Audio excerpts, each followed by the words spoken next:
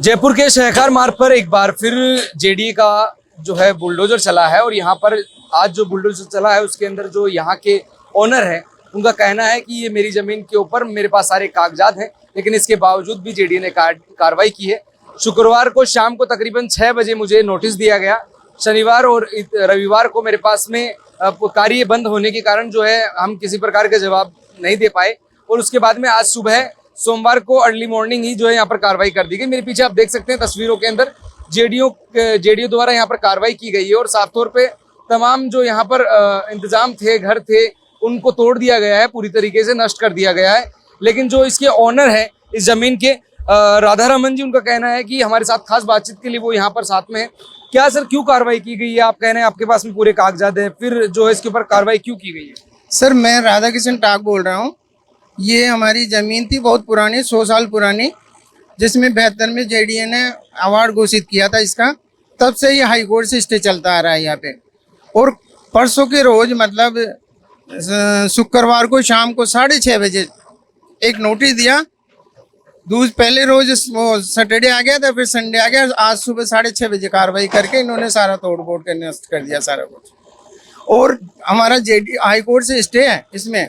वो high court ने आदेश दे रखे थे कि इनकी पक्की रामीनाथ को योजना में समायोजित करते हुए योजना बनाई जाकर आपत्ति से मुक्त कर दी जाए, परंतु जेडीए ने सन 72 से आज दिन तक किसी तरह की कोई कार्रवाई नहीं करी और ना ही तो आपत्ति से मुक्त किया।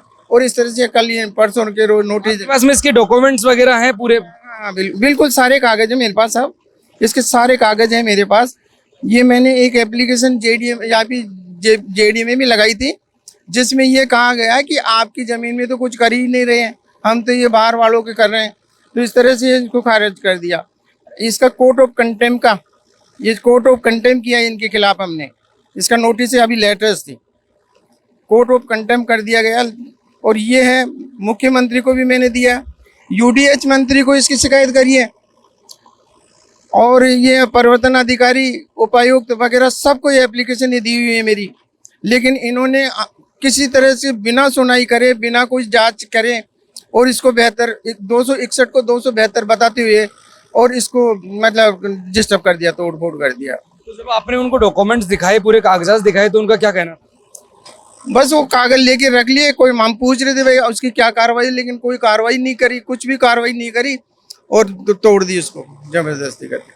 अब जो है आपकी मांग क्या है सरकार से कि इस कार्य को वापस से ठीक किया जाए? और जो क्या कहना? सर, मैं तो ये कहना चाहता हूँ कि हमारी जमीन को लीगल तरीके से अगर किसी तरह की कार्रवाई करके, और ये कार्रवाई करते तो कोई हमें किसी तरह की कोई दिक्कत नहीं थी, लेकिन बिना लीगल कार्रवाई करे हमें 2 घंटे का टाइम नहीं दिया गया और इस तरह की कार्रवाई करके बहुत गलत किया इन्होंने।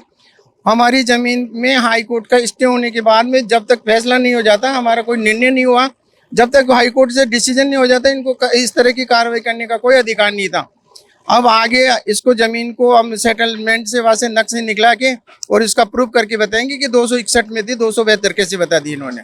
261 वाली जमीन को 272 बता दिया और 272 को तोड़ना था, लेकिन 261 को तोड़कर चले। हाँ, 272 को तोड़ना था, लेकिन 261 में घुस के 261 की भी इन्होंने तोड़फोड़ की कार्रवाई की है, जो सरासर गलत है, बेबुनियाद है, निराधार है।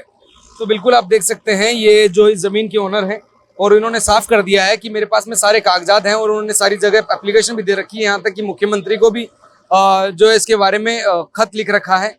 लेकिन इसके बावजूद भी जो जेडीए का पंजा आज यहाँ पर चला है और सारी चीज़ों को अस्त व्यस्त कर दिया गया है। यहाँ पर आप तस्वीरें एक बार फिर से देख सकते हैं और जिस तरह से कार्रवाई की गई है, समय नहीं दिया गया किसी भी प्रकार की जिसके अंदर जवाब दिया जा सके। और जवाबदेही के तौर पर जब आज जो पत्र उन्होंने उनको सौंपे, जो जेडीए की कार्रवाई करने के लिए जो अधिकारी यहाँ पर आए थे, तो उन्होंने उनके सामने वो पत्र रखे, लेकिन उसके अंदर किसी भी प्रकार का कोई उस बात को लेकर कोई चर्चा नहीं की गई उनसे। और उन्होंने साफ कर दिया कि जो है अब तो कार्रवाई हो गई है, लेकिन अब आगे जिस प्रकार से उनका कहना है साहब कि हमारे हक की ज़मीन है वो हमें मिले वापस से, और इसके ऊपर स्टे लगा हुआ है बहुत पहले से ही, लेकिन आज तुरंत आकर जो है जेडीए द्वारा कार्रवाई की जाती है, इसके अंदर समय नहीं दिया जाता है। ये थोड़ा चिंताजनक है। मेरे सहयोगी मुकेश सिंह के साथ मैं दीपक कुमावत, नवतेज टीवी, जयपुर। देश और दुनिया की हर बड़ी खबर के लिए सब्सक्राइब करें नवतेज टीवी और पल पल के अपडेट्स के लिए बेल आइकन को दबाना ना भूलें, क्योंकि आपकी खबरों का भरोसेमंद साथी है नवतेज टीवी।